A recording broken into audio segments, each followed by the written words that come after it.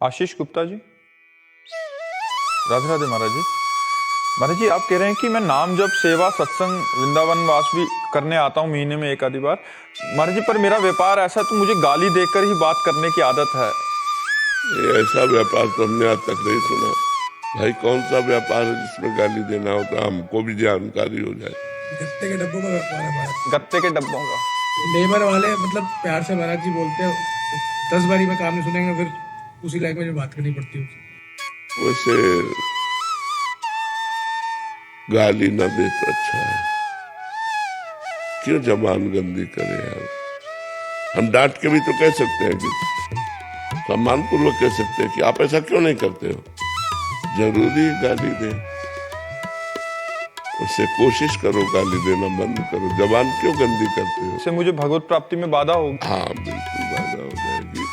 आप कठोर वचन बोलते हैं, जबकि वाणी के लिए कहा गया है मृदु, हितकर और सत्य। सत्य हो और मृदु होनी चाहिए।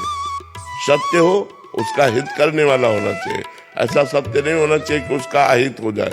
ऐसा सत्य नहीं होना चाहिए कि कठोर बोल दो। सत्य, मृदु और हितकर वाणी। वाणी एक अमोल है, जो कोई बोले जान।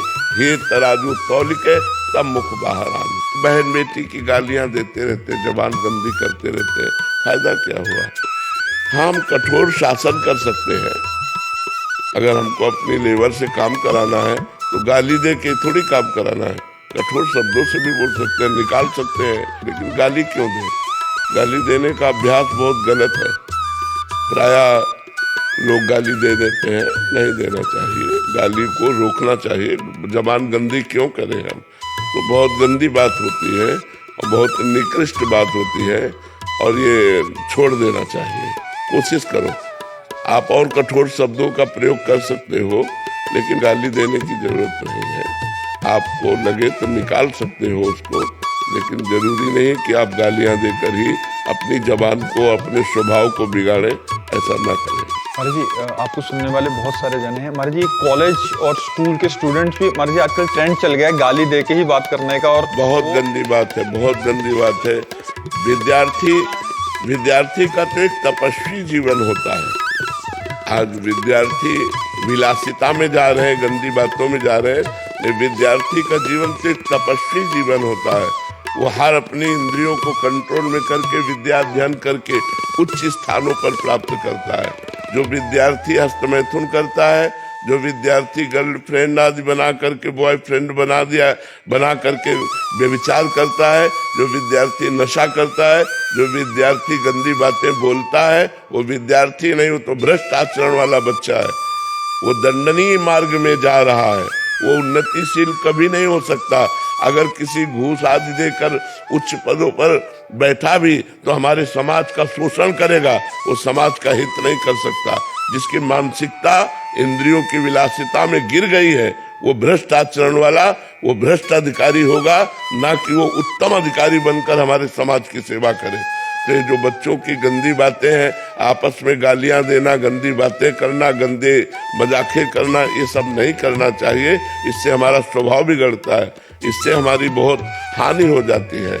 मनोरंजन में हम नीचे पतित होते चले जा रहे हैं। ऐसा मनोरंजन नहीं करना चाहिए। मन को सही बोलना चाहिए।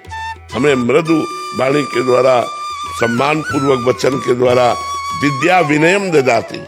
जो विद्या है वो विनय प्रदान करती है, सभ्यता प्रदान करती है। या सभ्यता, कठोर वचन, माँ बहन की गालियां, उद्दंडता, सिगरेट पीना, हुक्का पीना, व्यभिचार करना, गंदे आचरण करना, ये सब क्या है। ये विद्यार्थी जीवन है। यही हो गया महाराज जी। हाँ, तो आज हमारा नई पीढ़ी जो है वो गिरती चली जा रही। नहीं करना चाहिए, नहीं करना चाहिए। नए नए बच्चों से हमारी हाथ जोड़कर प्रार्थना है कि वो व्यसन और व्यभिचार से बचें, अपने बूढ़ों का सम्मान करें, समाज में अच्छे व्यक्तित्व को स्थापित करें। गंदे बच्चे बन करके समाज को गंदा ना करें। समाज का आप एक हिस्सा हो, आप भारत के भविष्य हो। यदि आप सही ढंग से नहीं चलोगे तो हमारे भारत का भविष्य संकट में पड़ जाएगा। इन्हीं बच्चों में कोई एमएलए बनता है, कोई विधायक बनता है, कोई डॉक्टर बनता है, कोई वकील बनता है, कोई न्यायाधीश बनता है। और यही जब गंदे आचरण वाले, भ्रष्ट आचरण वाले हैं तो ये जीवन भर भ्रष्ट आचरण वाले रहेंगे, क्योंकि बच्चापन नींव होती है जीवन की। बाल्यावस्था जीवन की नींव होती है। अगर बाल्यावस्था में नशा करने लगा तो जवानी में नशा के बिना रह नहीं सकता। बाल्यावस्था में व्यभिचार किया तो जवानी में व्यभिचार के बिना नहीं रह सकता। संयम से रहना चाहिए। ये अवस्था एक संत की अवस्था है, बाल्यावस्था एक तपस्वी की अवस्था है। इसीलिए गुरुकुलों में भेजा जाता था कि वहां से परिपक्व होकर फिर गृहस्थ धर्म में आवे। अब गुरुकुल वाली तो बात ज्यादा रह नहीं गई, अब तो आधुनिक विद्यालय रह गए जिनमें आधुनिकता ही आधुनिकता है, अध्यात्म है ही नहीं। और बिना अध्यात्म के जीवन बढ़िया नहीं होता, जीवन सही मार्ग वाला नहीं होता, क्योंकि अध्यात्म सही मार्ग सिखाता है। आधुनिकता की पढ़ाई चल रही है, अध्यात्म नहीं है तो ब्रह्मचर्य नहीं है, पवित्रता नहीं है, व्यसन रहित जीवन नहीं, विनय नहीं है, गंभीरता नहीं है, सहनशीलता नहीं। जरा सी बात में 4 विद्यार्थी मिलकर टीचर को पीट दिए।